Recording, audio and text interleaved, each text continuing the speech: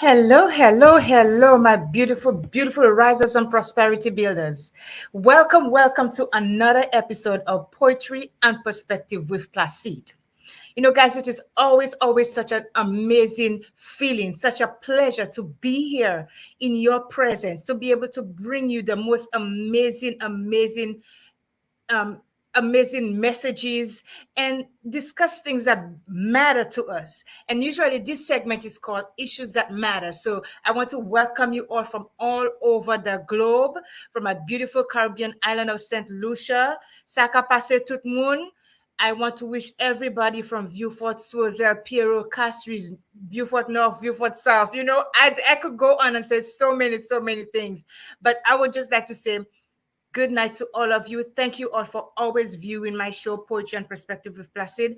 I can, and honest to say, without you guys, this show wouldn't have been as beautiful and amazing as it is. And I just want to say thank you. I appreciate you guys for coming in every single Thursday and or Fridays to watch me do my thing on Poetry and Perspective with Placide. Now, guys, like I always say, I am from the beautiful Caribbean of Central. I am a poet, author, um, advocate, and I am an entrepreneur. Now, guys, listen, before I continue, I always have to fix this, and I'm going to fix this. So let me go ahead and make sure that our viewers on Facebook can see us. So let me change my settings here. Okay.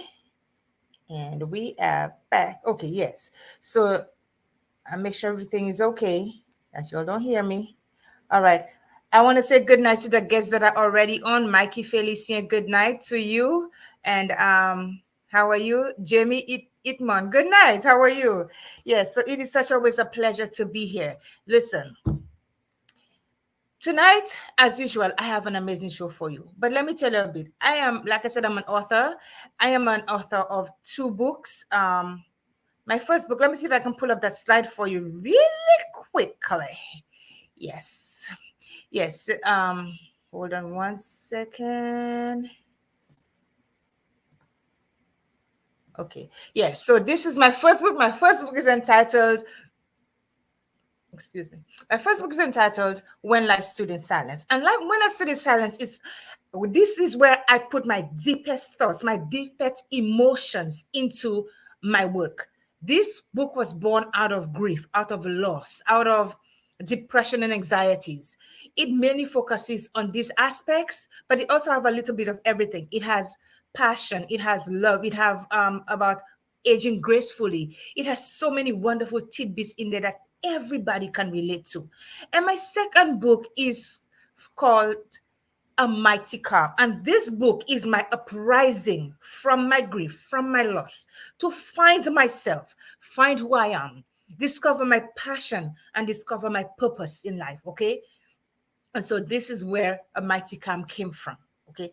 Now, like I said, I'm a mother. I'm a mother of four amazing children, one deceased and one daughter-in-law. So my first son, Kyle, love of my life, first love of my life, and always going to be the love of my life. And I love my children to death. My second child is Noah. Noah has autism. My daughter-in-law, Aaliyah, she came into the family and she has been the daughter that I did not have. Okay.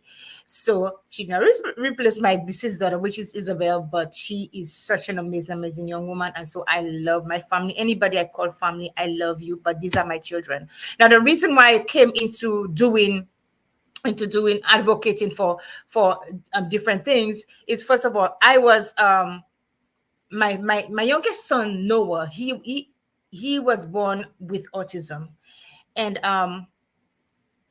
about 2 years old. Let me put on my glasses because this is bothering my eyes. About 2 years old, he was diagnosed with autism.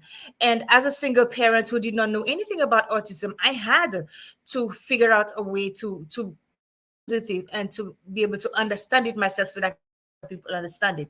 So this is where I began to advocate for autism, because my youngest son Noah, which is now 14, he just turned 14 in January.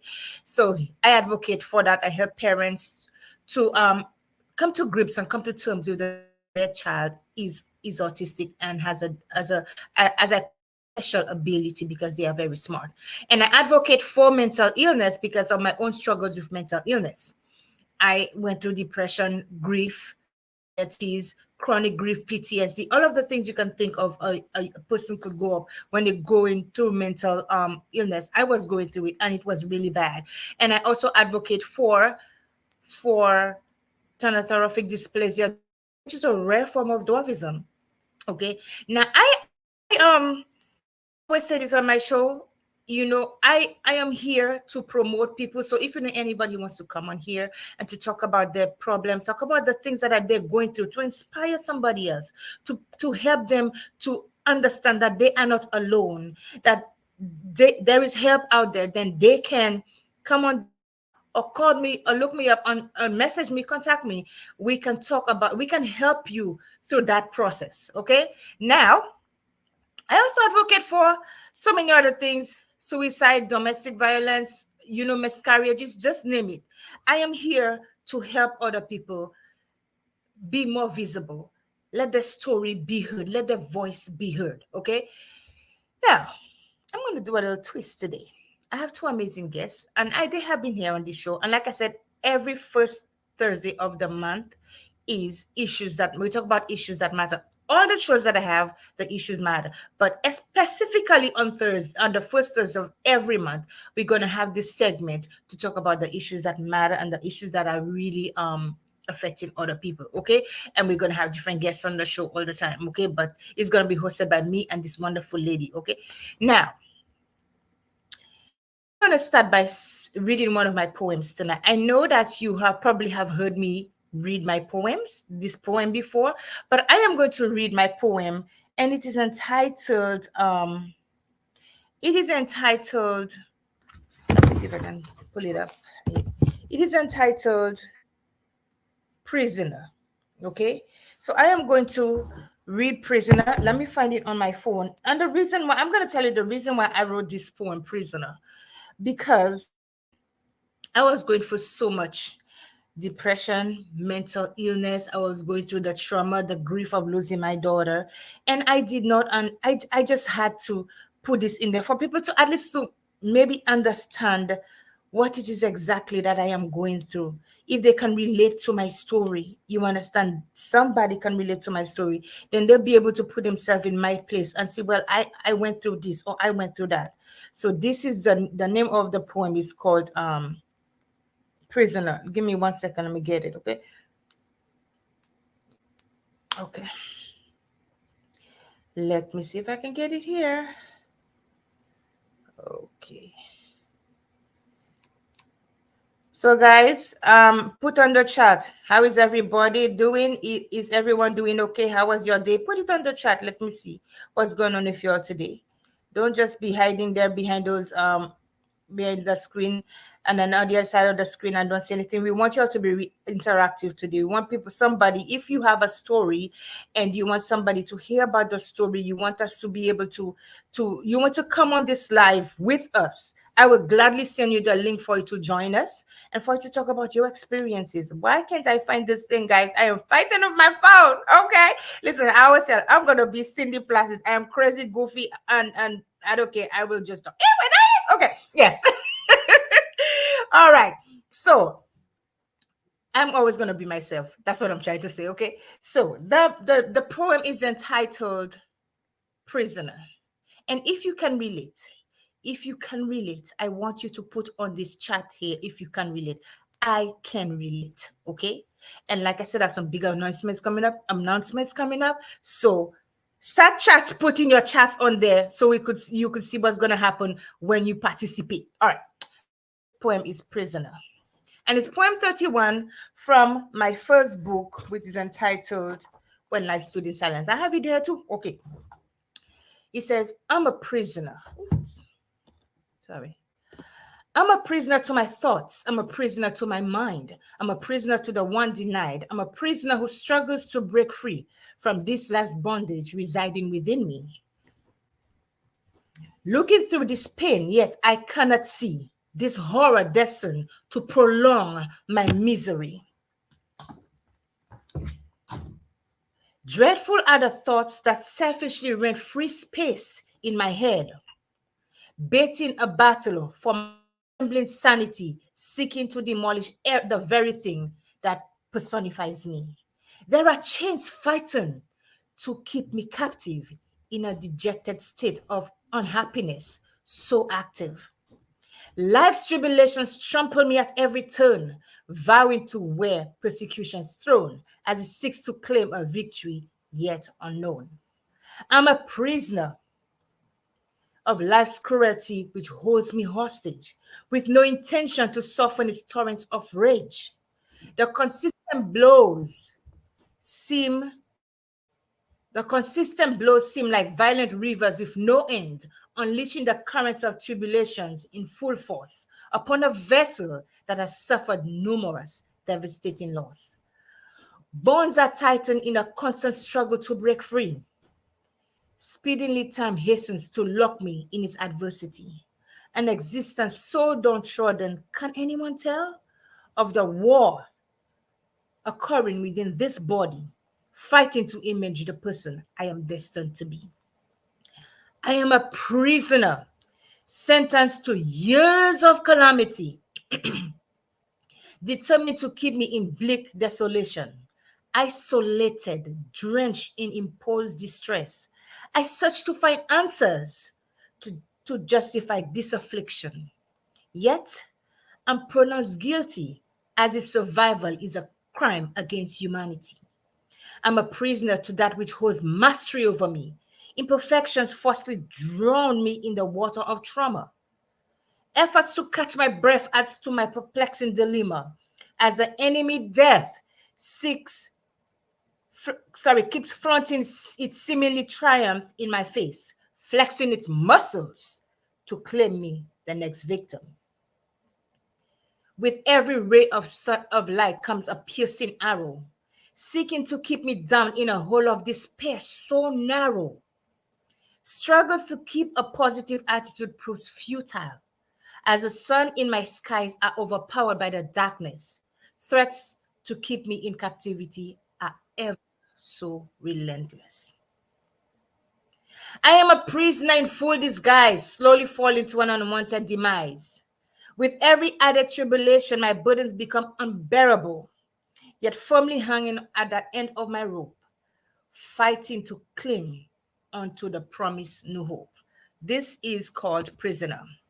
Now, this poem is based on the fact that I was going through so much depression, anxiety, to the point where I became so suicidal. I've said it before. I had 4 attempts on my life.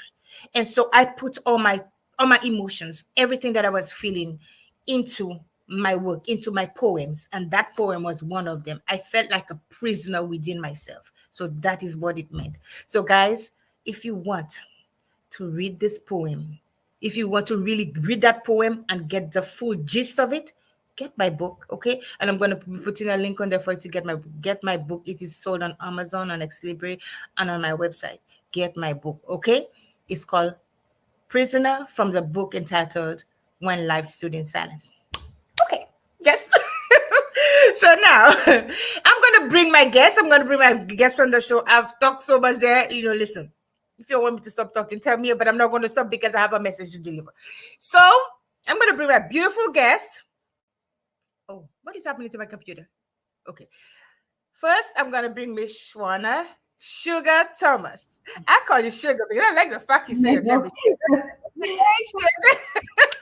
how's it going? How's it going? All the way from Chicago.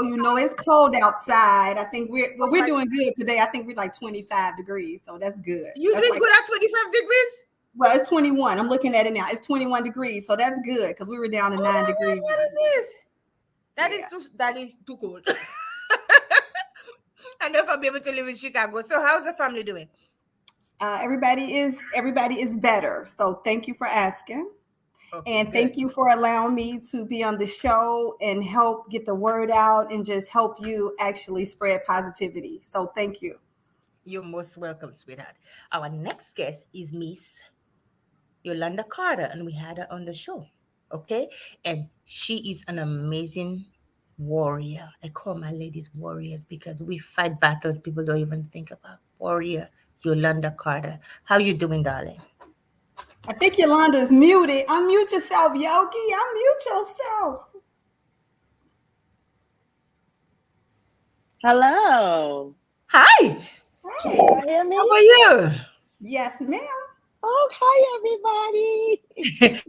Look, I'm telling you, this eye patch you have, you rocking this eye patch. Okay. You always, I see you so many different designs. I'm gonna, oh my god, this is beautiful. So how are you She's doing? How was your actually day today? started her eyeline. She's actually starting for cancer survivors. She's gonna do scarves and she's also doing eye patches. So Yes, I'm going to do, Awesome. yes. Beautiful, beautiful. Uh, And I see we have somebody else here. I'm not sure, possibly. We have Miss T. T is up here. Oh yeah, okay. That's one of my people. You can bring them on. She always have a voice. She's one of my co-hosts also for our Okay. show that we do here in Chicago. So yes, Okay. bring T on in. T. I'm gonna bring Lady you in right now. I can T. see you, T. Put your camera on. Let me see your beautiful face. T, you got to put your face on. What's up? I guess you say not today, Cindy. But we want to see your face. The viewers want to Yeah, see your because my look, I'm not used to wearing scarves. My scarf coming down. You're gonna have to show me how to put these on, Yogi. Okay. Okay, guys. So tonight we're gonna be discussing. We're gonna further our discussion on domestic violence. Okay, and as we know, domestic violence is a very widespread thing all over the world. And so many men and so many women experience and children experience domestic violence. A lot of people are in the shadows. They don't want to talk about it. They are too ashamed to talk about it. They're ashamed to talk about the experiences, what they went through, how it's affecting them. So they keep themselves in a little ball, in a little cocoon, and they suffer in silence. Okay, but we are here to tell you, you don't have to suffer alone, and you don't have to be silent anymore. You have to let your voice be heard, and we are going to be a channel for you to be able to speak your pain and to open up and to let your voice be heard, because we want people to be heard. Domestic violence is destroying people all over, and we want to be a voice of change for that. Okay, so with that being said, let me play for those who not really truly understand what domestic violence really is. Let me just play a small video. It's a short video so that you could get a gist of what it is, and then we're going to start our discussion. Okay, so give me one second. Okay. Okay. Okay, screen. Okay. Can everybody see? What is domestic violence? Can you see, ladies? This Yes. lesson will answer the questions: what is domestic violence? And what is the role of technology in abuse? Let's start with a definition of domestic violence. Domestic violence is purposeful and deliberate behavior aimed at gaining power and control over another person. Domestic violence involves a pattern of coercive behaviors that may include physical, sexual, psychological, or economic abuse. One way to visualize the dynamics of domestic violence is with a power and control wheel. Power and control are in the center of the wheel. The spokes of the wheel are tactics an abuser systematically uses to instill fear in a partner. Physical and sexual violence often occur less frequently, but hold it all together. This violence is the rim of the wheel.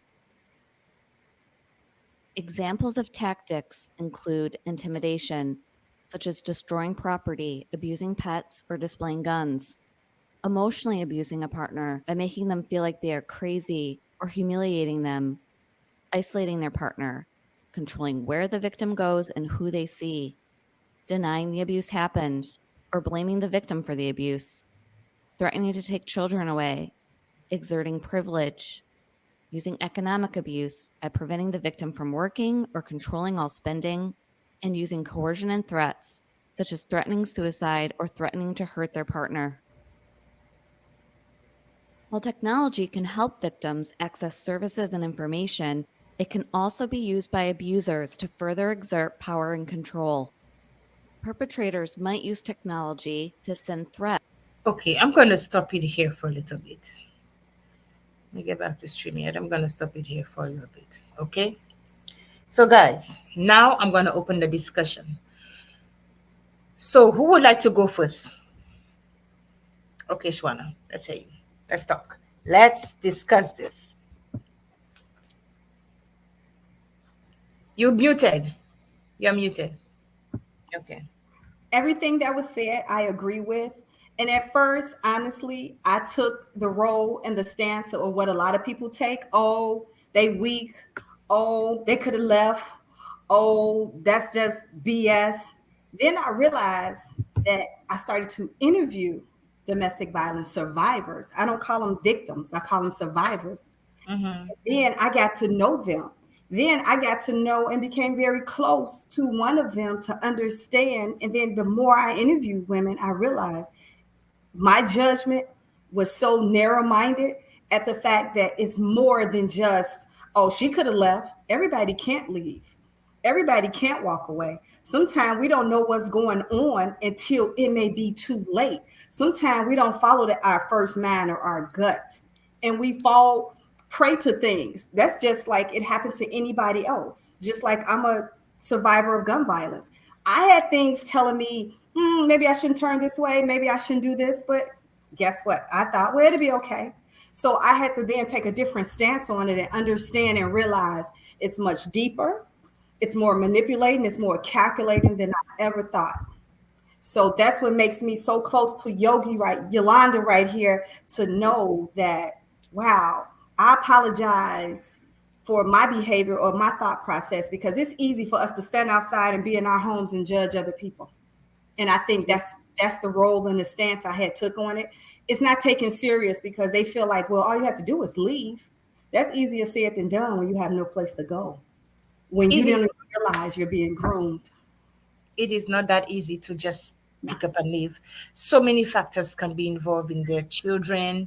It could be like you said, there's no place to go. You fear that if you do, because some of these people who abuse or there's domestic violence, they would tell you, if you leave, I'm gonna find you, I'm gonna hurt you, I'm gonna hurt your family. So it's not just picking up and say, I'm just gonna leave. It's not that easy. No, because you have to protect you and your kids, and you also got to give your kids and you some place to live. So it's Mhm. so many factors that we go through, because believe it or not, our kids do come first. It may not look like it at the time, but all we think about is, how can I do this? Mhm. So it's so many factors involved rather than somebody putting their fist to your face and that's it. It's so much more than that. Yes. So how does the domestic violence start? I mean, how does it really start for some of us? Give us. I'm gonna ask you, Yolanda. How does your how did you? I know you were a victim of domestic violence. So how did Mhm. yours start for you? Okay, first of all, can you all hear me? Yes. Yes. Okay, first of all, it started us very subtle. It does not look and appear to be ever really something that can escalate to another a problem, because we are in denial. A lot of times we minimize the abuse. Oh, it's not that bad. Oh, he's having a bad day, or yeah, he may have punched me, but I'm okay. It's not no bruises. So we kind of like dismiss, we minimize the abuse, and we just make it look like it's not happening. When I say it's very subtle, because first of all, they groom you, they make you want to trust them. Oh, I love you. Oh, I really didn't mean it. I'm sorry. I would never do it again. So we start believing what they say.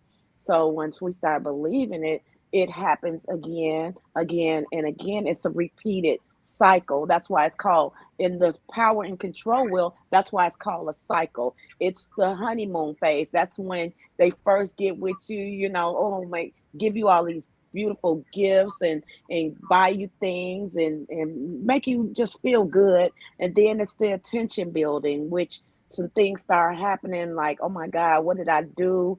How can I make this better? Then the explosion, that's when the abuse really fall into effect. And because of the stigmas and because of the denial, we look at it as that, oh, it's okay. They said they were sorry, we won't do it again.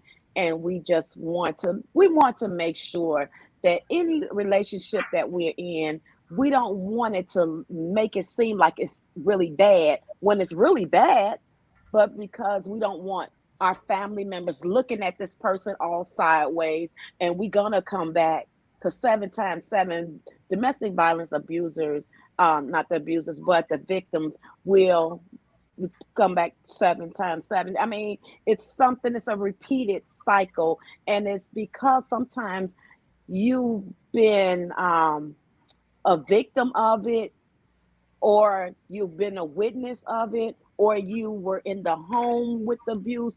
It became something normal, and it made it seem like, oh, that's what I watched growing up. This is what my family did. So this couldn't possibly be a problem. Everybody goes through it. That's what we think.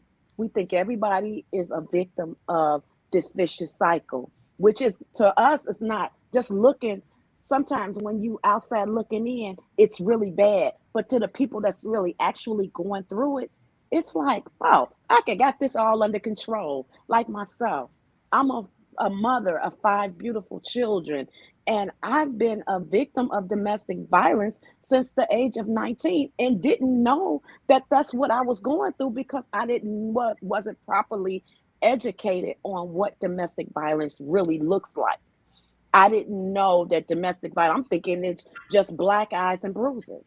That's all I knew domestic violence as being: somebody punching you, kicking you, you know, bruises and everything else. I didn't know that there was an emotional abuse, a mental abuse, the psychological, financial, also spiritual abuse. Someone's taking your money away from you, making you walk on eggshells, making you feel like you're going crazy, gaslighting you, stonewalling you while you're trying to talk to them and they just ignoring you. All those things play into effect. So we don't really know what is domestic violence. There is telltale signs. There's red flags and there's warning signs. And the writing is always on the wall. Okay? Mhm. Believe it or not, the writing is on the wall. But because you're not educated enough to really know the cycle of what abuse looks like, you'll miss it. You wouldn't know. Yeah.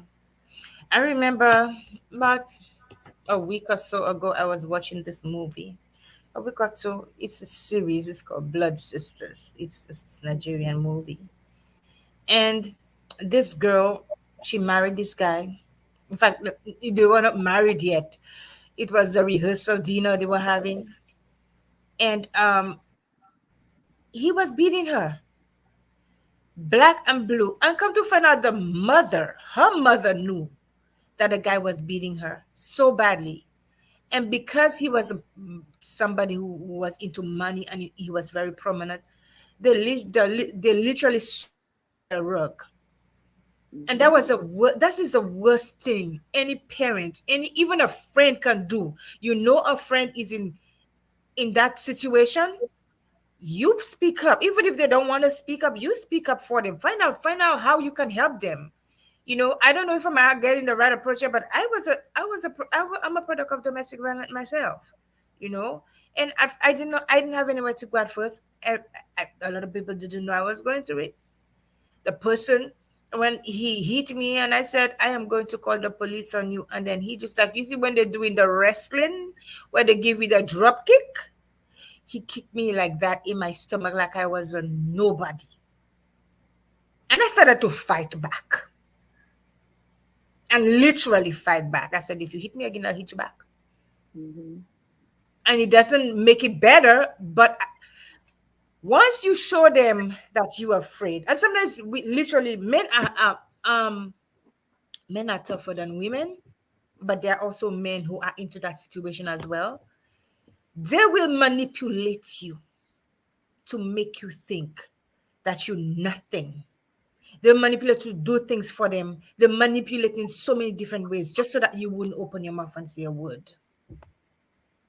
Hmm. Now me, I refused. I told him, if you hit me again, I'm gonna hit you back, because I am not your doll. I'm not, and next time what he did, he hit me, and I knocked out, flat out.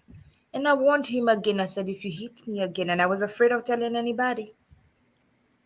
I was in a relationship with this man, and I said, if you hit me again, I will hit you back. And the next time he tried to hit me, I was 8.5 months pregnant, and he got it. I hit him back. That doesn't mean it was right, but I had to stand up for myself. And a lot of people don't know that about me. I'm always smiling. I'm always happy. I went through it.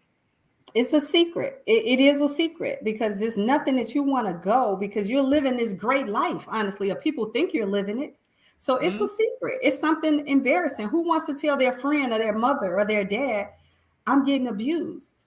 Because if you didn't see it growing up, it's like, I didn't teach you, I didn't raise you like that. Automatic judgment is going to fall as soon as you Mhm. open your mouth. So, first of all, Yeah. you're already embarrassed at home. Now you're about to be ridiculed in public by your family and friends. So, it is a secret, similar to molestation. It's a secret. It's Mhm. certain things people do, just like being a survivor of depression. Everybody didn't make it through. Some people are dead from being depressed because when they did try to commit suicide, it actually happened for them. Mhm. Mhm. So these different issues that we go through in regards to it, all of it is a secret. Nobody tells people they're depressed and when they get home, they go under the bed and they don't want to get up. So a lot of things we do, especially in our community, is swept under the rug because what's happened at home stays at home. Mhm. Everything is a secret in our community and culture. We wasn't taught to go talk to a therapist. We wasn't taught sometimes to say something. We were taught in certain ways to keep it quiet, and that's what we did. So Mhm. when you meet a lot of people and we talk to our moms or our grandmother's grandmother, they'll tell you it's somebody in their family that's been molested or beat, one of the two. But that's And you something we don't talk about. and this is something that is happening in so many households. Molestation, sexual abuse.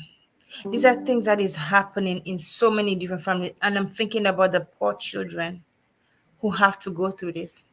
And after they are dealing with the molestation and the sexual abuse and the rape, they also sometimes have to deal with the domestic violence along with it. Now imagine that little person, that kind of trauma that person growing with without saying anything. That was me. And I don't want to always blame myself in it, but that was me. I had to grow with it until I understood that it was not okay to carry all of this by myself. It wasn't okay, and I needed to speak to somebody.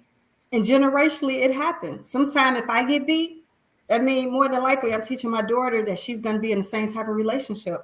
So Mm-hmm. it becomes generational. But one thing it is domestic sexual abuse, it doesn't have a race, it doesn't have an age, it doesn't matter who it is. It happens to, it's all across the board. So this is a subject, it's actually an epidemic now because now you get younger people starting to do the same thing because it's being mimicked. I have a Yes. friend, his mom is in her 80s and she sleepwalks. And I was like, that's trauma. You know, she woke up one day and said, you know, some, I want to show you something. And she showed him the bruises in her, she showed him the bruises in her head. Her husband used to beat her with the butt of the gun. And Mhm. she kept that from him. And now it's coming through other words in her 80s. She's Mhm. mentioning it and she's sleepwalking and she's up doing things. Yes. So you would be amazed at this, what's going on right now. Wow. Absolutely. Yeah. It becomes a domino effect. You Yes. know, it trickles down from the grandmother to the daughter to the daughter's daughter to the daughter's kid. It just it trickles down, and if the cycle is not broken, it's going to continue to happen. That's why it's so important to make sure that we are educating our children, our children's children, the females, the young women, because that horse playing and all the little, oh, I love you, and taps and all that stuff, that becomes something, oh, it's cute right in the beginning until it starts becoming a realistically domestic assault. Everything we look at is that, oh, it's okay, it's nothing, but it is, because it can become something really big, and before you know it's full blown, and you are um, going to the police, getting a restraining order, or trying to seek help or safety plan coming up. So it's so important for us to make sure, especially our young people, we are educating them and letting them know what domestic violence really is, what it looks like, how impactful it is, because it does not only impact the victim, it impacts the friend, family, and loved ones, the ones that's closer to you. So because just because it may say, oh, it happened to you, it's not just happening to me, it's happened to my whole family. Mm-hmm. So everyone was impacted by this violent crime. Wow.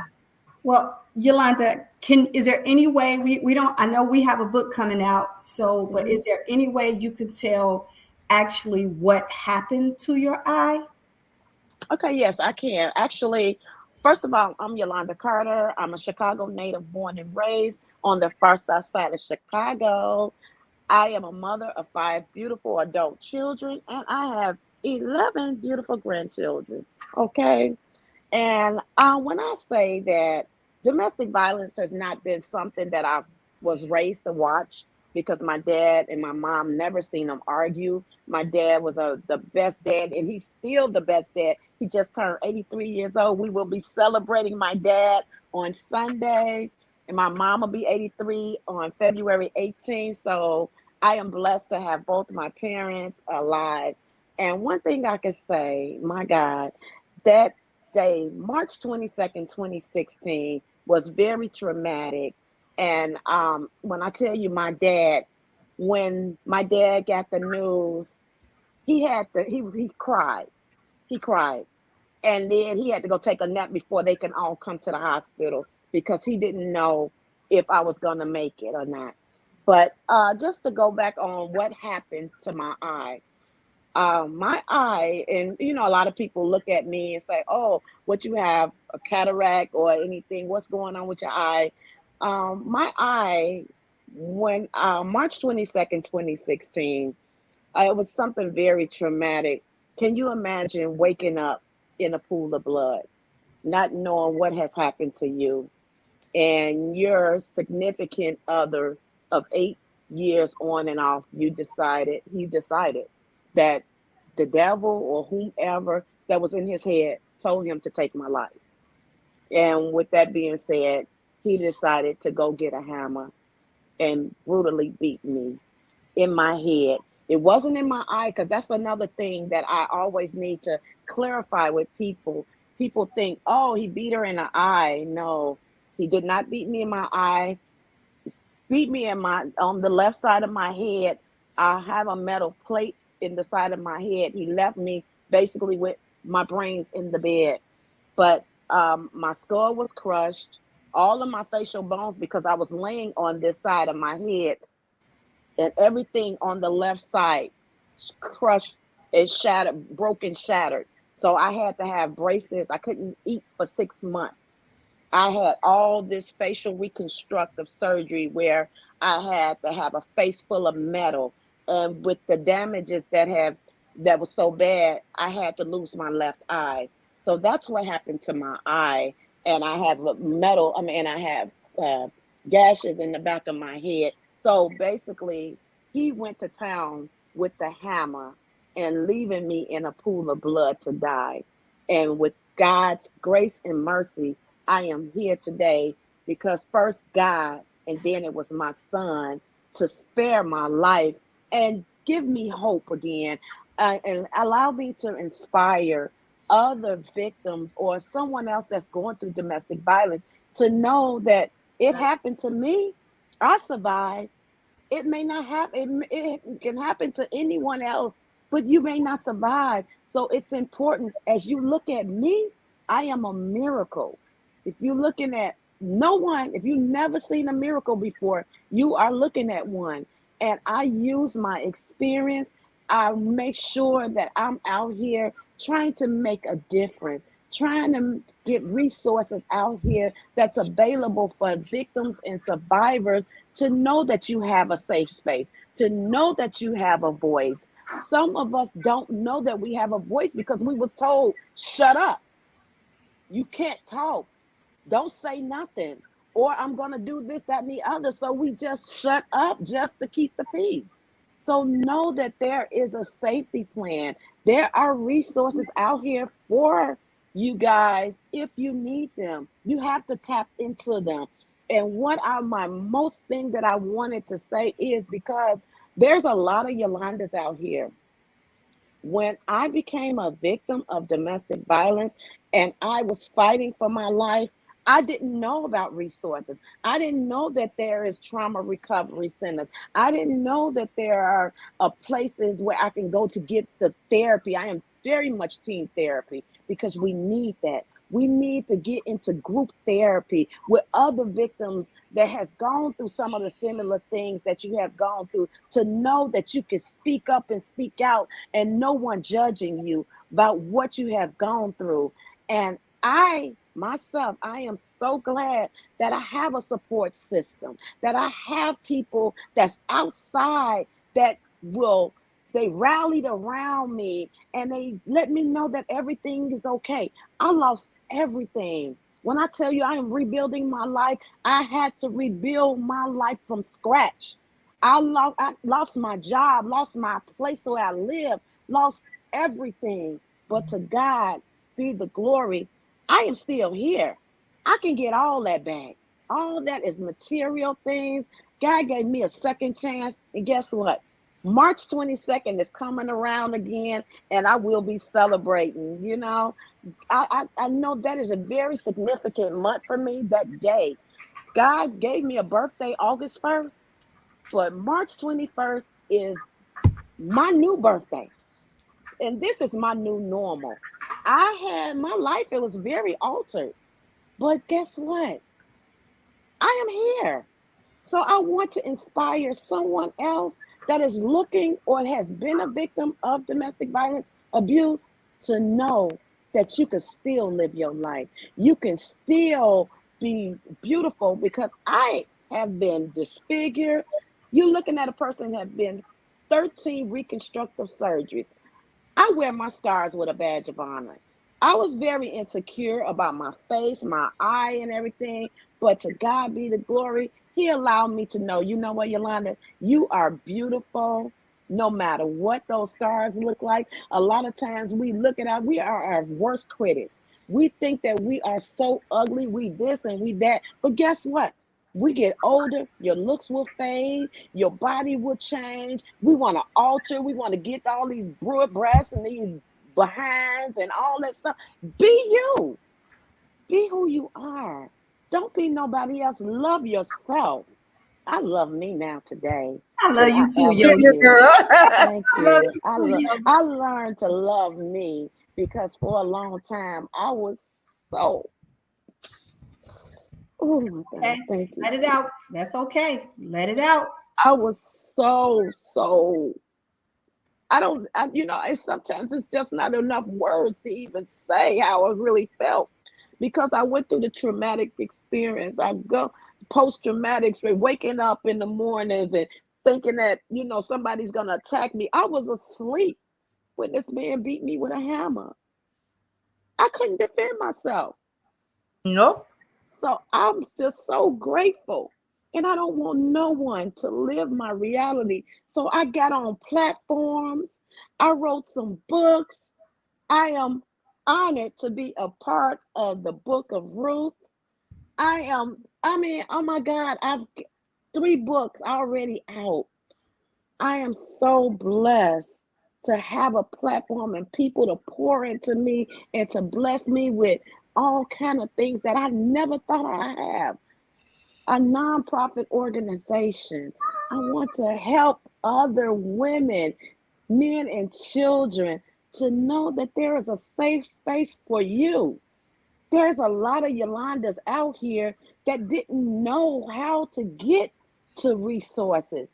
And that's what my job is, to make sure that you know that there is some place for you to come.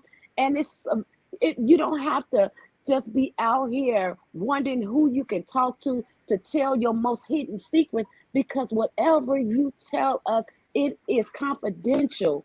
We want to have transportation. We want to have places where you can come with your children when you're trying to run away. We want to service you. any kind of way that we can. So it's going to take teamwork makes the dream work. So I am accepting donations for Beautifully Scarred because it has to start somewhere. And I am beautifully scarred, and you are too. What is the name of your nonprofit organization? It's called Beautifully Scarred.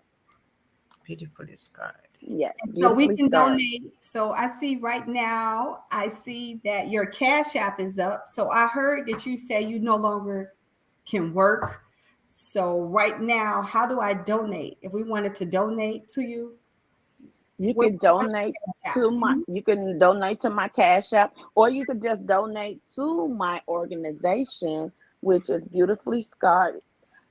Uh, I got the information right here. I got the Beautifully Scarred at myyahoo.com. I just opened that. I just got this a couple of days ago. So yes, they can also through the email, or you can donate through my Cash App, Okay, yeah, dollar sign. just personally to donate to you because Yes, I know that it's not easy every time you tell your story. So I just want to say thank you and I appreciate you for telling your story to help someone else. So thank you. And that's my goal, is to make sure no one will have to ever know that there's resources out here and not available for them, because I'm about to, guess what, get on that bus and head on down to Springfield and speak with these legislators. And I'm a part of policy changing. So I'm putting in work, guys. I am definitely putting in work, and I'm on the battlefield. And what I want people to know, this is a movement. Just like anything else is a movement, this is so important because it's happening every single day. There's 20 people per minute. There's someone right now is being affected by domestic violence, and no one is talking about it. Where is the outrage for all the violent crimes that's going on? Where's all the outrage? I don't understand it. We need to be out here on the front. We need people to know that it's okay, but we want you to be safe, because I know the embarrassment and the stigmas behind domestic violence abuse.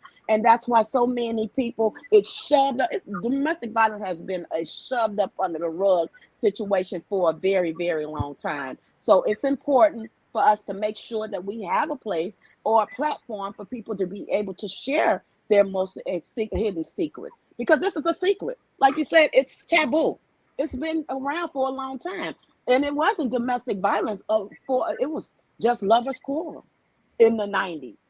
What is domestic violence? That's why I'm like, okay, am I in domestic violence? No, I'm not in a domestic violence relationship, because I got the best man in the whole wide world. Yeah, he may do these things, but he's not hitting me and all that stuff. Yeah, he may verbally abuse me, mentally abuse me, emotionally abuse me. But I thought that was, oh, those just words. And that's a lot of other people think the same thing. So that's why we want to let you know, when you put that power and control wheel, that cycle, it's a cycle. And Mhm. that cycle needs to be broken, and we need to have people to be educated. I think it should be so important that everyone should go through a class. It's mandatory to go to a class to know about domestic violence, because I know that if you are in a beauty shop, you have to take the class. A barber shop, you have to take the class. There should be something mandatory in the schools for these young people, because February is teen dating violence. Mhm. It is definitely teen dating violence this month. And these young people need to know that this is domestic violence. It's not cute. And it is important for you not to allow these young boys or these young ladies, because domestic violence is two ways. It's not just a woman's issue, it's a man's issue as well. But it's underreported. And that's why it's not talked about it. And we need to talk about it. We need men to step up and say, you know what? I was a victim of domestic violence. That's what I I was want to getting talk to. about it.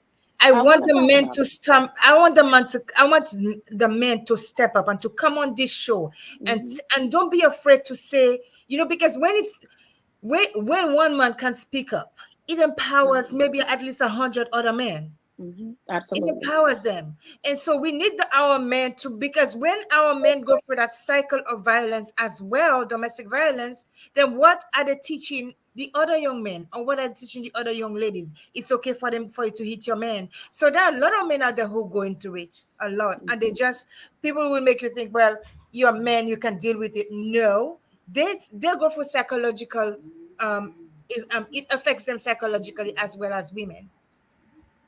Right. That's right.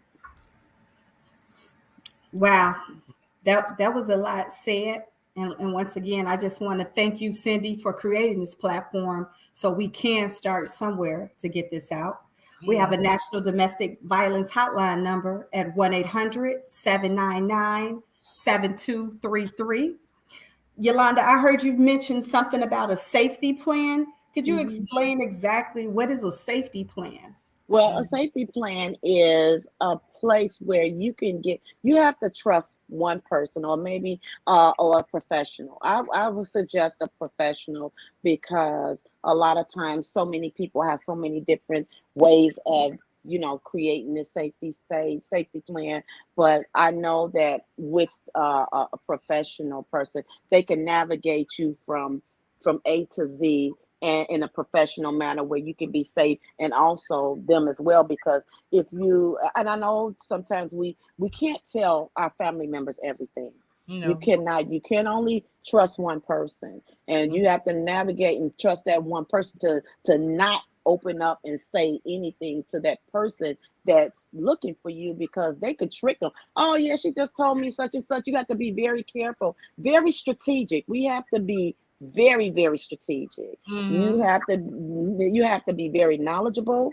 You have to know, get your get things in place. Get all Mm-hmm. your personal business stuff. Take it to a family member's house, or clothes. You can put on an extra pair of clothes, and when you go visit your mom or something, leave that there. You can't, every time you go and you in a very distressful situation at that particular time, you may not be able to leave with just things on your body. You won't be able to have nothing else. But it's important to make sure you have another set of keys. You have things set in place. When you're ready to navigate that exit strategy, you have to go. So And that's what it takes and I, to. and I Mhm, always say, my head is hurting, sorry, he itching. I always say to people, and people sometimes they don't get that. mhm. You can always buy the material things back, Absolutely. but you can never buy back your life. No, not at So all. even if it's just your underwear and Yeah, your bra you have on, and you have to get out that door, you have to run. you have to go, Yeah, because our life is precious. And yeah. so we cannot think of, oh, I'm leaving my 5-inch screen TV, or I'm leaving my Mm, Gucci bag. No, if we mm-mm. have to leave everything behind and go, we have to go. Yeah, one thing I do want to say is that when Shawana was saying that how people look at why do we stay in these type of relationships, first of all, the number one thing is to never ask a person, why are you staying? That is so important not to do, because one thing, a person, a victim will stay, and they have so many reasons why they want to stay. First of all, they have children by this person. Secondly, they may be the person that's providing their the resources, their shelter, their living. They have cars that they drive in. These children, they don't want to have their children running from pillar to post. They have the best schools they may be going through. So they feel like, okay, for the sake of my children, I will stay, just to make sure that they okay, and I don't have to worry about, running here and there, going to stay on mama's floor, or somebody staying in the shelter, so they choose to stay. So that is so important, because people, why do you stay in that bad relationship? Why do you do this? Don't ask a person that. That's the number one thing. Never ask a person why are they staying. And as much as it is not okay to ask these things, But at the same time, I want people who are going through domestic violence to understand, and I'm going to say it again, it's not worth your life. Absolutely. It is not, all the materialistic things in the world is not worth your life. And Mhm. you find that some of these women are in domestic violence situations, and they are in the domestic violence, and these domestic violence abusers, they are abusing their children because they feel like they have a hold on this person, and they will abuse their children sexually. Mhm. They will Yeah, abuse that child sexually. So at the end of the day, as much as we cannot tell them what to do or to stay or don't stay, as in why you staying in it, but staying in that situation is gonna make it worse for everybody involved. Like you said, absolutely. it affects the whole family. Absolutely. Yeah. Yeah, and leaving does not always equal safety either. No. So that's another thing. You have to be very vigilant and very strategic Yes. when you are making that type of exit plan, and never ever tell your abuser, "That's why I'm leaving you." Oh no, you don't do that. So that's important. Never, never, ever. I don't care how mad you are with that person and you trying to leave that person. That's the most dangerous time of that relationship, when you are trying to leave it. So you Relate have to to be that very because careful. I can relate to that because I was with this person and this person was abusing me. That wasn't the first person actually who was abusing me. And when I woke up in the morning, I fixed that person the best breakfast ever. Hmm. Best breakfast that nothing happened. And when I left, I never came back. Hmm. So you I have to didn't. be very vigilant, very strategic. Just think about, like, okay, what would be my way of leaving today? I'm not going to tell this person I'm going to leave. Oh, why would I do that? But people Mm-mm. do, because they angry, they mad. Oh, that's why I'm leaving you. Oh no, you leaving me? Oh no, you're not going to leave it. Either you're going to leave, but you're going to leave in a bag. You know what I'm saying? It's One, so many things. yeah, People one are of not so yeah, so one of my nice. abusers says, you are my investment. I'm not going to let you go. Hmm. You're my investment. I'm gonna So. meet an investment. Yeah, they feel like they put in eh, a Money, lot of time and a lot money, of work. time. Yeah. Yep. Because Hmm. for a lot of people, money is The everything. root of all Yes. evil. Yeah, they own Yeah. you. So in Mm-hmm. Yeah. their mind, I paid to have you here. I paid to Yeah. treat you the way I wanted to. Absolutely. Mm-hmm. But I Hmm. just wanted to piggyback off some of the things that Yolanda said, kind of get some cash, stash it away somewhere. Yes. I had another domestic violence survivor tell me, go to the gym, get a locker somewhere, or you can go to the bus station, get a locker, put Mm-hmm. money and clothes, little Yeah. small things, You have to little hide at a it. time, and Hmm. Mm-hmm. kind of start doing it. Get you a secret bank account or put it in a friend's name. Hmm. Have you a burner phone? Erase every message that you've Yeah. used on their phone, because one of the first things that an abuser does is take your phone, Check because your, yeah, property. that's Yes. control. Hmm. So have Wow. you a burner phone, a little cheap phone you can make your calls on. And most people know that if you're being abused and they're the ones helping you get out, they know if he's there to pick up the phone. It's Hmm. even Mm-hmm. things you can do to call the police on him by ordering a pizza. Pizza. Hmm. That is, yes, it is. And when you order the pizza, Yolanda, what are you supposed to say that if I ran into a situation and somebody was abusing me, what kind of pizza do I order? All you would say is that I want to order a pizza. Then they'll ask you a question. Then you'll say, "Oh, the address." You won't tell them exactly what's going on, but you would. They're gonna ask you first of all, "Are you okay?" And you're gonna say, "No, I just want to order this pizza. I need it to come to certain address and everything like that." So you can't give them, "Oh no, this person is abusing me." When you ordering that pizza, they're going to ask you the question, then you rebuttal behind it, but you're going to rebuttal it in the way they understand, because that's one of the ways that they know. And they also know about these code words, so that you have to create a code word as well. So that way, if it's somebody that you give them that code word, a friend or whatever, whoever is trying to execute you to help you to get out of that situation, give them that code word. When you call them, they already know to be on their way or get you some help. So those are some important things. Wow. So just to give an example, I will practice with you, Yolanda. I'm 911 dispatch. Hello, how can I help you? Hello, I am ordering. A pizza. I would like to have this pizza come to my address, 2601 West Washington. Right now, is he abusing you at this time? Yes, but we would like for the pizza with pepperoni, sausage, and cheese. And can you please hurry because we are really hungry right now? Okay. Just something, just I mean, you be trying to just think off the top of your head whatever you're gonna say, just a rebuttal real quick, so they'll know they'll be on their way because that person's gonna be like, oh, you ordering, oh, you calling the police on me? So no, I'm ordering a pizza. Yes, Okay. and the pizza will be on the way. So Okay. yeah, you have to be Once very again, strategic. That's strategic, being very strategic. Mm-hmm. okay. So we have to be strategic. We never say I'm leaving you because either you going out two different ways to the hot to the on a stretcher or in a Yeah, body bag. that's So right. even though we may make little gist of it now, that is Hmm. reality that a I lot of people I never. left out of my house on a stretcher. I did. I left out of my house on a stretcher, fighting for my life. And all I could ask them, please don't let me die. And they couldn't believe it. They were in my house when they seen the brain matter and everything in the bed.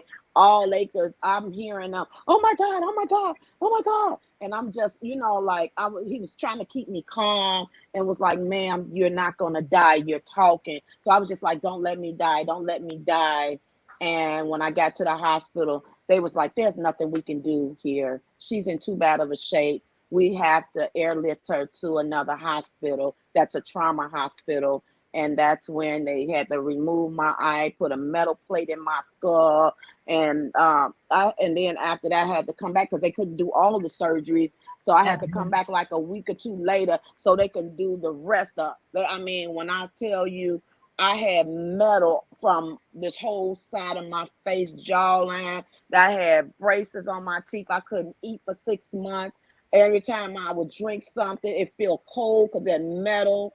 It was just, and then this right here, over here, had staples and stitches from here to all the way back here. I had stitches in the back of my head. I couldn't even lay down for months, for years, and still can't lay down over here.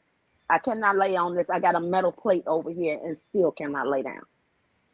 Every So time I hear this story, it's just like I'm thinking, how can somebody be so inhumane, yeah, so and wicked? that's true. And not only that, I don't have any taste or smell because on your right side is your senses. Your left side is where your mobility is. To God be the glory. He did not beat me on this side. I would not be walking in today and talking. But this side is where I can live with that. I don't have to have no taste or smell. This is my new normal. I can only tell you if it's sweet, hot, or salty. But the flavors, I can't tell you what the flavor of it is. I can smell, but no fragrance. Everything, everybody's cologne. I got the best cologne. I got Trésor, Miracle. I love all them beautiful good perfumes. When my kids, I put on, because with that kind of Lancome perfume, you don't have to put a lot on. My kids be like, "Oh, you put too much on," and I don't smell it. And then another thing, I'll be in the house. He's I'll sitting be here in walking around. right. I'll be in the house, and I done left the gas seeping and didn't even know it. I can't smell nothing, so I got to be very. My son told me yesterday, you shouldn't even be cooking.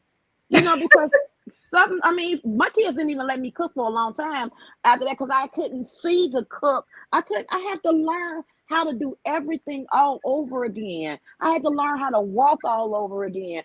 I had to learn how to adjust So, to this Yolanda, new normal. Yes. so when I'm gonna come to Chicago, I'm gonna cook that good Saint Lucian green. You're not gonna be able to taste it. Because you know what? You know what? I'm gonna tell you this. And what bothers me the most is that when people cook, or I'm out like Shwana, when we had the little thing that day, the young lady with the cookies. Oh my God. I don't know. I still enjoy them cookies. I want some more of them cookies, okay? But she asked me, were they good and stuff. They're good to me, as good as I know they're gonna be. but I don't really know the full effect of the cookie. And I don't like to Mhm. tell people, oh yeah, these cookies are fire, these bombing. I don't want to say that because a lot of people, they give me something to eat, or if I'm at somebody's house and I'm eating their food, they be like, girl, how it taste? I be like, it's good. Girl, Good. you, and I hate that because I can't tell them this shit. It's This horrible. stuff is nasty. I can't tell them that because I don't know what it tastes like. So Mhm. So everybody good. I don't really know how to cook, so I'm gonna have you come over because I know you're gonna make me feel like a chef. Oh my gosh. But Oh, it's just good to hear that, despite whatever has happened to you, you finding joy in your life. You I finding, do. a I reason do. to be happy, and to keep I, motivating people, to keep educating people, because that's what we need. Let me tell you, mhm, as human beings, we can do what we can to help other people. We can never absolutely. take care of the problems, have a full solution to everything, Listen. but the little bit that we can do with the little that we have to help Yes. other people, that makes what makes everything worthwhile. Because That we. we think of, right, we always think about the problem, but we don't think about the problem solver. We always look Exactly. at the worst, but what about the best that's coming out of the worst? Mhm. Because there's something that's gonna come out the worst. Mhm. We gonna be okay. So we I we are products of what came out of the worst. absolutely, We here absolutely. sitting and giving our testimonies and telling people how to get help. We are products of what came out of the worst. Right. Test after test, we still arise. Yes. yep. And one thing that all of us have in common right now, from depression and suicidal tendencies and Mm-hmm. domestic violence and a gun survivor, one Yes, thing we have in common, that God be the glory that He kept us here to be able yes, to tell others, to help others. And Mhm. absolutely. also that we are survivors. We are Yes. warriors of what happened Mm-hmm. to us. Mhm. Yes, and Right now, Shawana, one thing I can say, I'm sorry for cutting you off, but your story, every time I hear your story, it really touched my heart because not being a victim, I could have been, this man could have went and got a knife instead of a hammer and chopped me up in pieces, but he didn't. The devil told him to go get the hammer, but for you to be shot twice, laid on top of your daughter and act like you was dead, that is so, that is powerful because I mean, in the heat of the moment, you wouldn't even know what to do really, but you thought quickly, I got my baby here. And your story is so powerful. And you know what? And the one thing I can say about you, Shawana, you are so selfless because it's not about you. You don't never make it about you. It's always about others. And I Mhm. applaud you for that. You are amazing. And I love me some Team Shawana. I love me some Shawana. And she, I love the way Shawana called my Li- name. Hey, Listen, Yogi. every listen. time I call her, hey Yogi. Yeah, Shawana be knowing I be going through it. I mean, round those months, those few months, October, November, December, it was really a struggling time for me. And Shawana seemed like she know every time that I was going through it. And she just happened to call me. And I don't be want to be always, I need your help. I need this. I just try to figure it out. I sit in here and sob and cry. And then Shawana show up. I said, look at God, won't he do it? But nothing is by chance. I always remember that. It was placed on my heart to call you. So, Mhm. like I said, Mm, all of us have a purpose. that's So, Mhm. right. when Cindy took those pills and her son bucked up and laughed at her, that was meant she was Mhm. supposed to be here. Here, that's Mhm. right. That's You the know, when one. your Yes. son came in that room and told him to leave, when I laid on my daughter and got baptized earlier that year, and he just Mm, shot me in my arm and in my leg and missed all vital organs. praise God. So we were supposed to be here. We have stories to tell. Yes. When I listen to your stories, actually, the very first day we had that show, and the four of us were here, myself and you two ladies, and I forgot his name. Evan. Hmm. Eva, yes. Yes, After Evan. I got off this call, I was feeling like I put myself in your place, in both of your Mhm. places, and I'm going like, I cried like a baby. I cried because I'm going like, these are my sisters. It could have been me going through this. It could have been me Absolutely. going through having that hammer through my head, or that that bullet, those bullets. And for me to Mm-hmm. think about my son seeing me in the state that you were, Yolanda, or you know, Shwana, for you having to, I have to lay down on my child. Man, it affected me so much. It made me think of so many different things that I need to do my personally, to so that to help other people, because it Mm-hmm. could I could have been, I could have been a Yolanda, I could have Right. been a Shwana. You understand? Absolutely.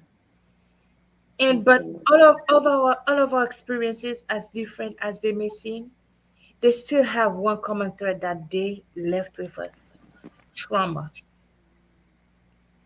But Trauma. what do we do with our trauma? Because one thing people forget, we tell our stories, but when we hang up, like this is the time it happened. Me personally, my PTSD, I compartmentalize it. So it's certain things I can Mm-hmm. go through because I don't remember, but that also takes some of the good things I can't remember as well. Mhm. Mm-hmm. But a lot of the date I cannot remember. I just feel a little anxiety around this time and I get anxious, but I refuse for anybody to tell me the date. So I be so proud of Yolanda when she say that's her rebirth, because Mhm. there was a time that she could have died and God said, not today, sister. This Right. you will live to be able to tell Right. your story. So I'm Right. so proud of her that know that on March 21st is her rebirth. 22nd. Uh-oh, Mhm. 22nd. Hold on, sister. Let me change that. March I will be 22nd. there at her rebirth to actually watch her be reborn. And Yes. everything to me is so spiritual because when I tell my story, I tell people, I heard that noise. I heard that noise in my ear and I felt something cover me. When I got up, it was nothing covering me. That was God. That was the spirit Yes. covering me and my daughter. And the clicking was him trying to do what he said. And he said, if you make a sound, I will kill you. And let me tell Mm-hmm. you this: even if it wasn't God, it was one of his angels, Mm-hmm. Yes. because he has his angels walking among us. Yes, he The does. invisible, we can't see them, but he's gonna put them in the right place at the right time. At the right time. Yes, absolutely. So Mm-hmm. every time, that's why I always, okay, Yolanda, what did your cash out? Because I can't understand the fact she can no longer work again. Somebody that selfish took many things away from her, but he gave her other things. In replace of her taste, she got courage. In replace of that metal plate in her head, she has, so every time something was taken, she replaced it with something else. Mm-hmm. So that's what we have to do. We have to replace it with something else. So when God said, when he kept me alive, it was like, I know I have a purpose. And I asked him, what is my purpose? And he said, to help others. And I have did that. I have not looked back since.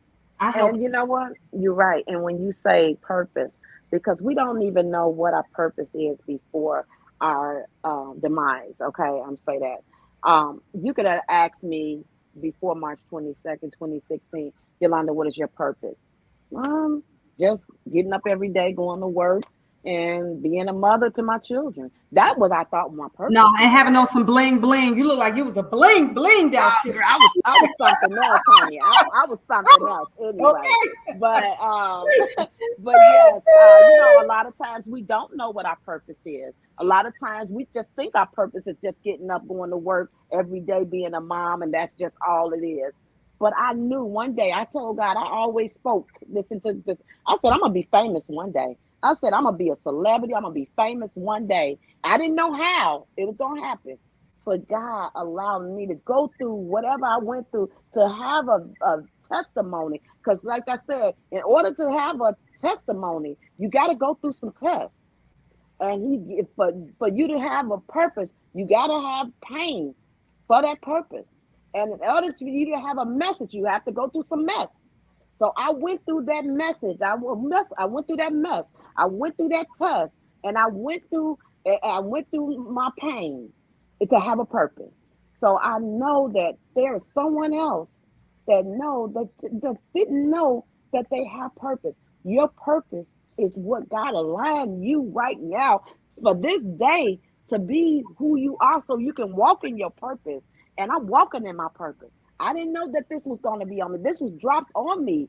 God allowed this to happen to me. I mean, he didn't put it up. He didn't allow it. What I want to say is that God will, he won't allow it to happen. I mean, he will not put it on you. Let me make it clear. He will not put it on you, but he will allow it to you to go through it so you will know that who gets.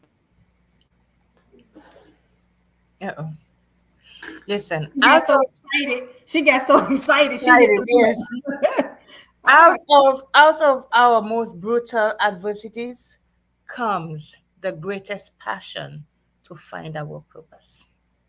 But we have to have it, and we have to be Yes. educated to know Yes. that just Yes. what happened is not us. It's not who we are. It's what we went No, through. exactly. You Yes. can't look. I can't look at you and say, "Oh, you were molested. Oh, you took pills. Oh, you were hit. Oh, you were Mm-hmm. kicked and beat." I can't look at you, Cindy. I see a queen when I see you. Mm-hmm. I Yes. see a laughing queen. When I first met you, all like, "Hey, honey," and I love that because I see your spirit. I see God in you.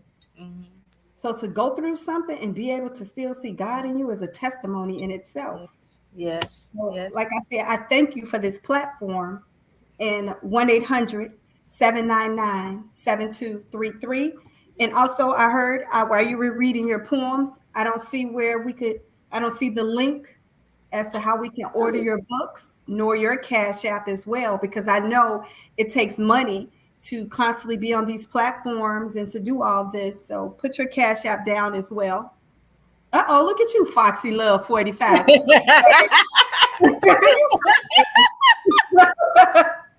Back, y'all.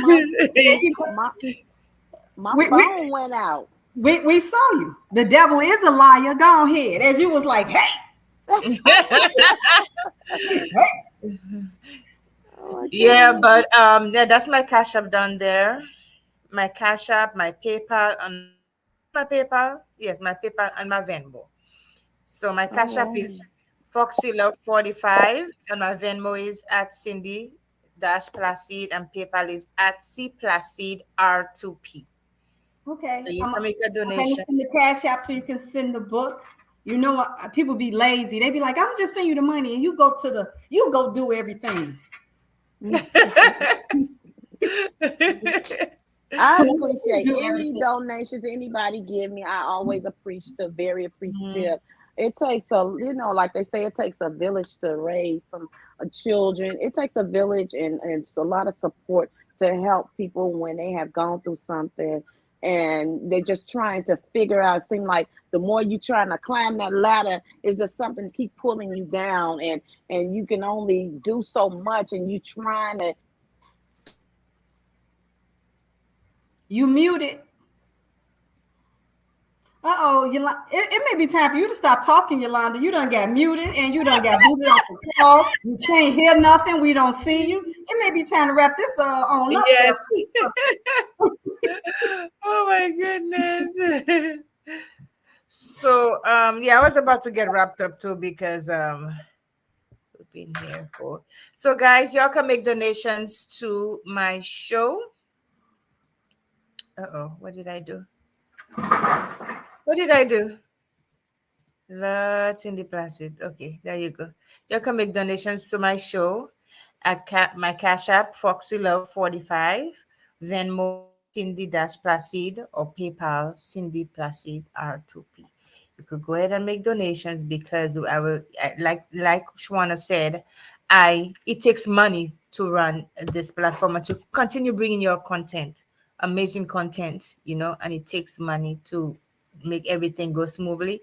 So I would appreciate it if you give any contribution that you can. Nothing is too small. I would appreciate it so much. Approach and perspective with that's it. Amen. Well, thank you, Cindy, for allowing us once again to be on your platform. And of course, every time Yogi speaks, I automatically send her something every time she open up her Thank mouth. you. Because understand one thing, when somebody goes through trauma, it is not easy because you have to relive it. And sometimes when we get off this call, we actually talk again, so I can bring her down to know I didn't leave her in that place where this Mhm. happened. So sometimes we normally have a bring down session to make sure she's Mhm. okay before Mhm. we hang up. because Yeah. that means I have to go back to that alley and play dead. She has to lay in that bed half Mhm. dead. We have to go back and Mhm. relive this to help someone else. And I want to like the guests to know it's not easy for us to come here and to speak about our experiences. Me, sometimes I have to really prepare myself mentally and I have to pray because I know what I'm going to be talking about. Every show that I have to prepare myself mentally Yeah. because after the show, all of these things you talk about are emotions and memories that we're bringing back up that is still living with us. We're just learning how to cope with it and to help others cope with it as well. That's true. Yes. You're right. And that's why I say I appreciate you. So, right now, just to help someone else, once again, the National Domestic Violence Hotline is 1-800-799-7233. Trust someone, create a safety plan, like Yolanda said. Maybe get some cash out, stash some cash somewhere with somebody you trust, have a burner Mm-hmm. phone. If you do call somebody, delete every number. Tell no That's one right. to call your phone back, especially a man. No one should ever call your phone because they're jealous of everyone. Everyone. They try to Yeah. take you from all friends, family, and loved ones. Isolation. Mm-hmm. Lauren just got on. Hi, Lauren. She said I fell asleep. That's okay, Lauren. You can look at the repeat. It's okay, Lauren. We said enough content where you can share this to your page. Yes. So And that's okay, Lauren.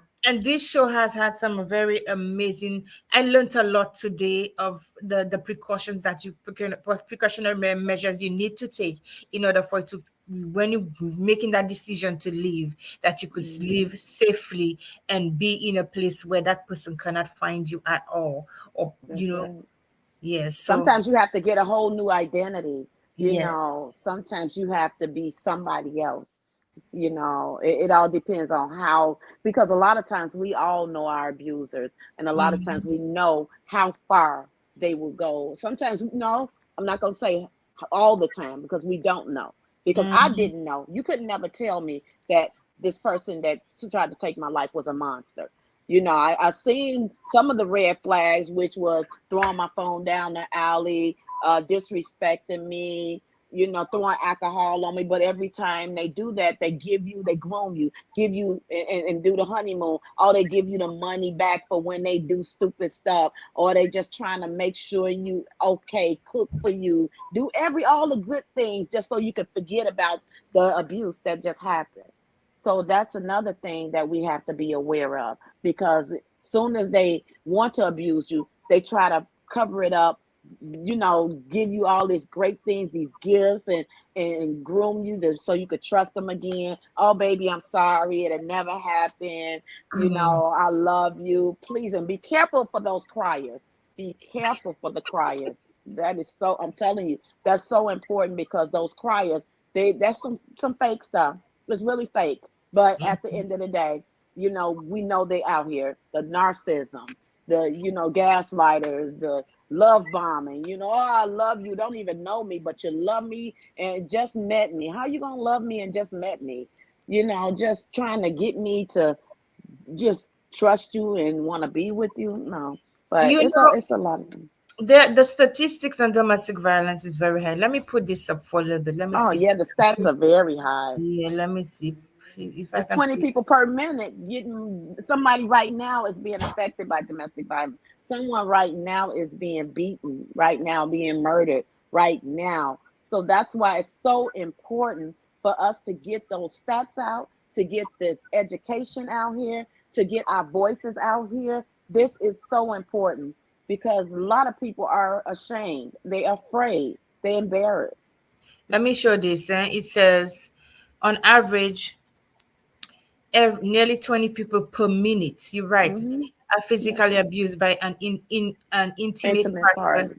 in the Hmm. United States during 1 year. This equals to more than 10 million women and men. This is Hmm. really crazy. And it goes on to say that 1 in 3 women and 1 in 4 men have experienced some form of physical violence by an Yeah, in intimate. their lifetime. Hmm. Yes. And it's and this is what you were saying, Yolanda. This includes a range of behaviors, example, slapping, shoving, pushing, Hmm. and in cases might be considered domestic and in some cases might not be considered domestic violence. So these are things are domestic violence by itself. And 1 in 7 women and 1 in 25 men have been injured by an intimate partner, and 1 in 10 women have been raped by an intimate partner. Data is not available. Oh my goodness, this is really crazy. That's The true. presence of a gun in domestic violence situations increases the risk of homicide. And in your case, Yolanda, he used A hammer. a hammer. And look at the stats for children. It says 1 in 3 children, 1 in 15 children are exposed to intimate partner violence each year, and 90% of the children are eyewitnesses to violence. So this take Witnesses. back, yeah, to where I was going. The parents are in domestic violence situations, the children see it, you understand, and they themselves are being molested, and they cannot tell the mother that, I'm being That's sexually true. molested because what's gonna happen, because Yes. they're afraid that the man is gonna kill their parent or something like that, so they deal with it. It's so much in this world, so many heartbreaking things that are going to people. People are going through every year, and it's just heartbreaking. It's just heartbreaking. But guys, we are doing our part. We are doing our part to do what we can to help other people, and that is important. And we have to continue fighting for those who don't have a voice, fighting for those who cannot speak, and those who want to get out. Even Yes. just a little bit of encouragement. So sometimes it just take one thing we say for somebody to just decide to, okay, this is it. I got it. It registered, and I am going to take the next step to do what I have to do to get out of that situation. Because one thing God gives all of us, and that's intuition to know. Yes. And that discernment, a lot of times we don't listen. We don't listen to Mhm. God talking to us because we figure we're going to do it our way. All of Yeah. us, before anything happens, depression happens. We have signs that lead up to depression. We have signs that lead up to everything before it happens. We choose not to listen to it because we feel like we can handle it better. So Mm-hmm. one Warning thing, before destruction. yep, one thing all of us have, and that's that intuition to Yes. follow our first mind, and something we don't do. We don't do it. All of us have it. Yes, yes. So Anytime something happened, we knew something. We had signs, and we knew something, and we said, "Oh, whatever, okay."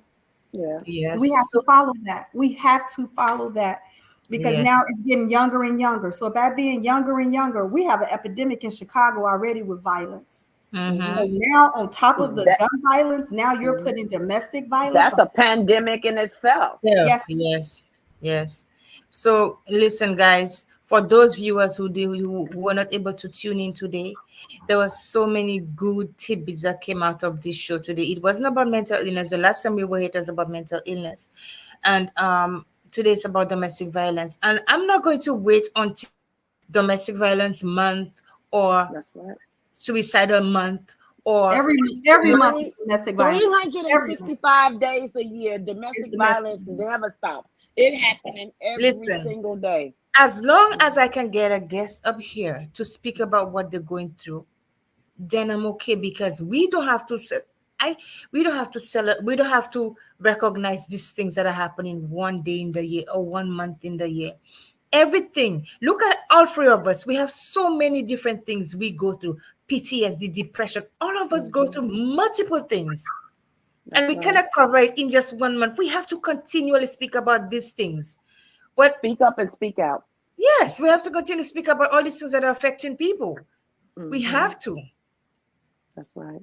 Because one thing I did find out, because my mother is walking past my head back and forth. So she Mm. made me, she said for the first time, which maybe this is my first time listening, my mom also has PTSD from what happened to me. So just Mm-hmm. like Hmm. Yolanda said, it does not just affect the person that it happened to. Hmm. Mm-hmm. Because Yeah. sometimes we get My so selfish family. about us. We don't understand that it affects how I act, may affect my youngest who wasn't even born at the time. It may Mm-hmm. My affect my son. Hmm. whoever was around me or close to me, it affected them in different ways. They could tell you where they was when it happened. I can't, but they can. Let So me. Hmm. understand it affects everyone. So everybody needs to be educated, not just That's you. right. You may not be the Hmm. only one need therapy. Whoever you was close to also needs therapy as well. That's So Let it's me. right. not just a me problem, it's a It's us an This us problem. problem, problem. and let me give you a very, Hmm. an example. My youngest is autistic.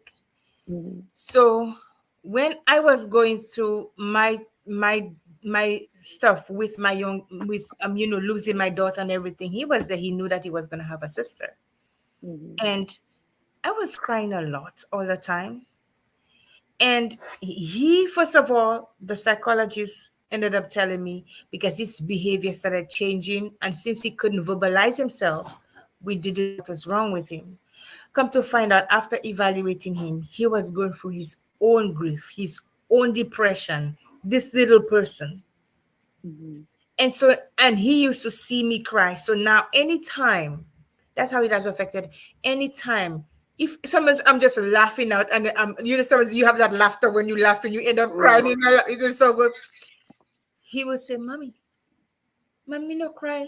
Is Mommy okay? He will come, he'll pull me, touch my face, he will put his hand in my eyes to make sure that I am not crying, because it affects him every time he sees me cry, because he remembers that I was always crying. Absolutely. Yes. I know. So we have more than one job. It's not just sometimes for us. We also have to make sure the people around us is okay, because it takes a village. And if, let's just say, my mom is depressed from it, then that's going to be projected onto me, which in turn that's going to be projected onto my daughter, which in turn she may go to school.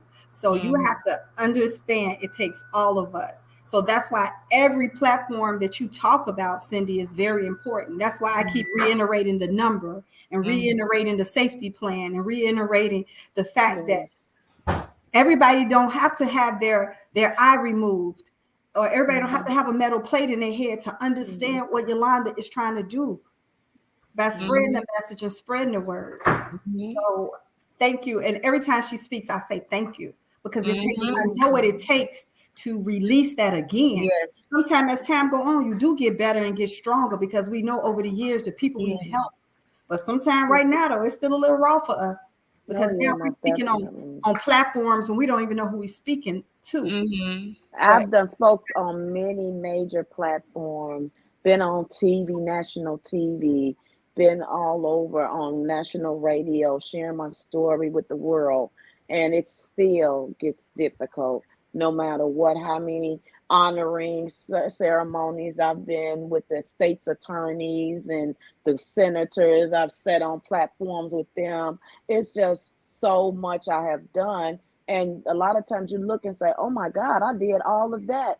But I have. And it's not only helping others, it's therapeutic for me as well. But sharing it breaks you down and it brings you back to that day. And you trying to figure out, how did I get to that place?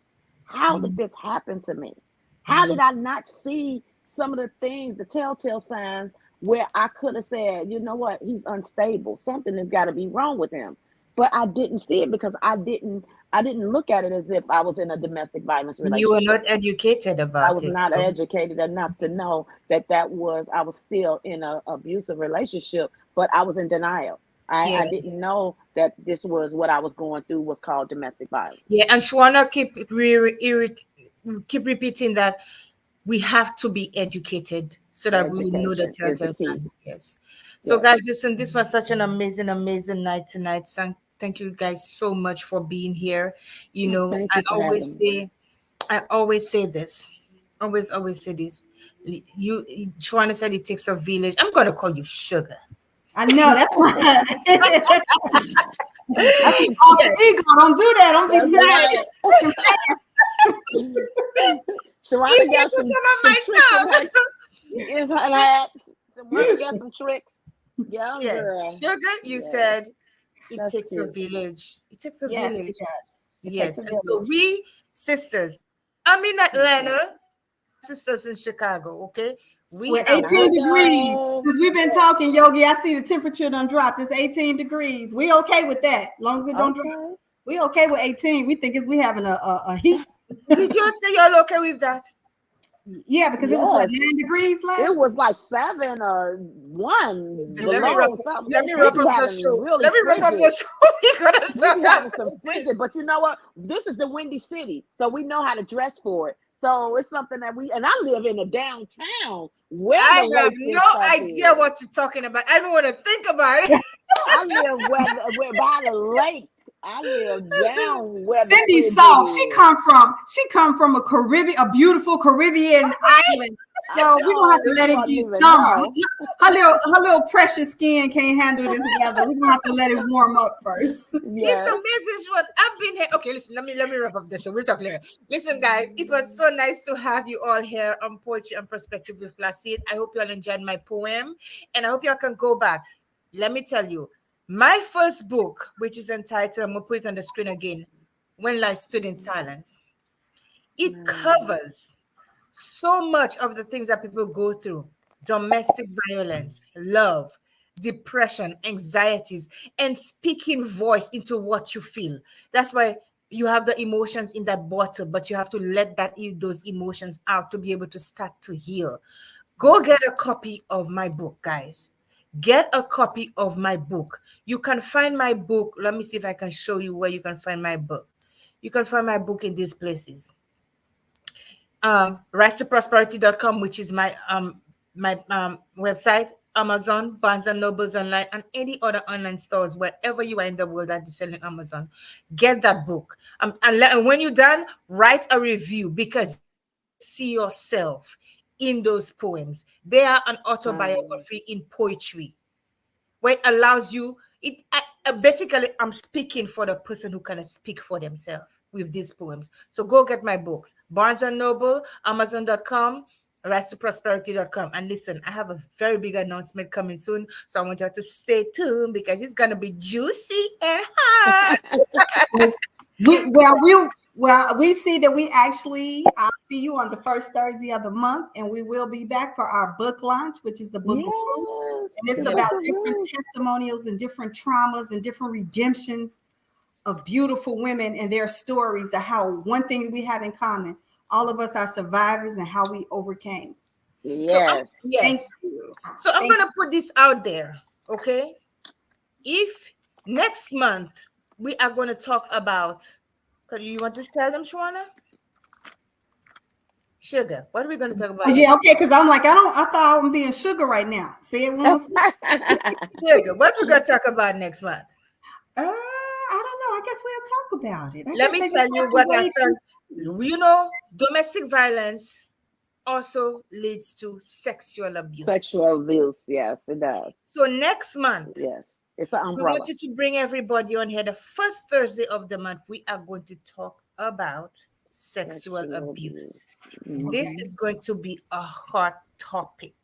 Okay. And if you know, or you yourself will be watching this replay, and you know anybody who wants to come out here just to relieve themselves, and to reach out to Cindy Placide or to Shwana, reach out to Sugar. Okay. Sugar, right. You said corrected myself, okay? So that we can get you on this platform, because it is going to be juicy next month. Okay. Yes. And this month is Black History Month. Yes. So if you have anybody, the two ladies, if you have anybody who wants to promote their business this month, I'm going to be promoting Black History Month, their businesses and poets and everybody. Also, can I add a little spin to it? You know, I work with teenagers in the correctional center in Chicago. And right now, like I said, we are in a epidemic out here with the teenagers, with the things that they're doing. So I want to kind of throw that in the mix with the sexual abuse, because I do believe our teenagers are being, I don't know what's going on with them, of the disrespect and the crime and the rape and everything, in the drug abuse. Of everything going on with our teenagers, popping these pills and Xanax, Percocet, Molly's, and well, you would have to explain what a Molly is for somebody that may not understand, but that's a mixture of drugs. With also, we have a lot of them doing hallucinogenic drugs. So maybe we can kind of teach these parents what's going on with some of these kids, so they can also look for these same signs as well. If that's okay, Cindy, that we can kind of. Because right now I know the young boy, the 6-year-old who shot the teacher, who purposely went to school to shoot the teacher in the face. Yes, you know, the 6 years old. 6 years old, the teacher that got into it, and the parents were upset about the teacher jumping on the kid. Now, no teacher is just gonna jump on no kid. That teacher felt like it had to defend him or herself, and that child bucked up. If right now, the way we were raised, if we bucked up, we knew where we were gonna be. I Yes, did that to ma'am. my mom, and I remember to this day, if she say a certain word, it still make me, make me jump. We You know, couldn't even say we couldn't you even know, say butt. We no, couldn't even say, well, I'm gonna beat your butt. no, That we was a couldn't bad say word. fool, and we couldn't say lie. And the Yep. thing is Couldn't that say lie. I did buck up to my mother at 19, 20 years old. She went and put Vaseline on her face, and she put her gym shoes on. I'm like, what's wrong with her? I'm like, what she got Vaseline on her face for? Like, what's Mhm. up? And she started stretching. After that, I'm like, well, maybe I should sit down. I went in the room. I was scared to unlock the door. She had to come knock Mhm. on the door and say, it's okay.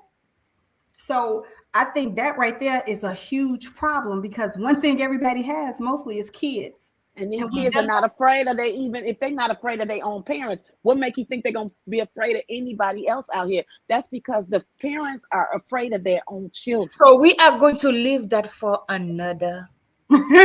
episode. You're right. Thank Yes. you. The National Domestic Violence Hotline is 1-800-799-7233.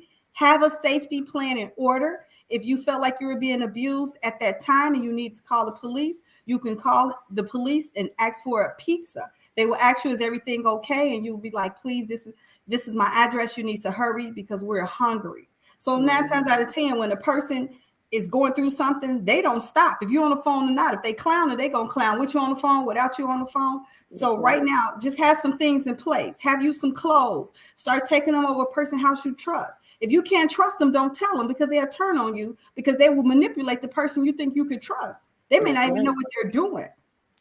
So right now, find you go to the bus station, get you a locker, and every time you could go, take a little money, take some clothes. Mhm. Like you said, if you got to change your identity, that's what That's you need right. to do. So Mhm. thank you, Cindy, for the platform, always allowing us to come on and speak.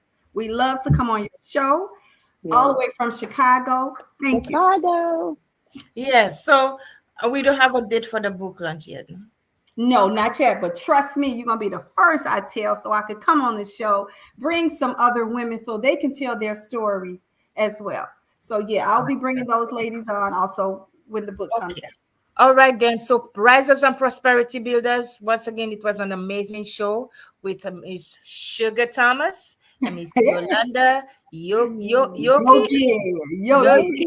Yogi, Hi. Yogi. So have an awesome, awesome night. And remember, never ever tap out. You can fail many Never. times before you can succeed in whatever you try to do, but never ever let failure be your finality. Rise to your own prosperity, whatever that may be. Until next time, let God guide your way and have an awesome, awesome night. Good night. Good Good night. night. Yeah, thank you, ladies.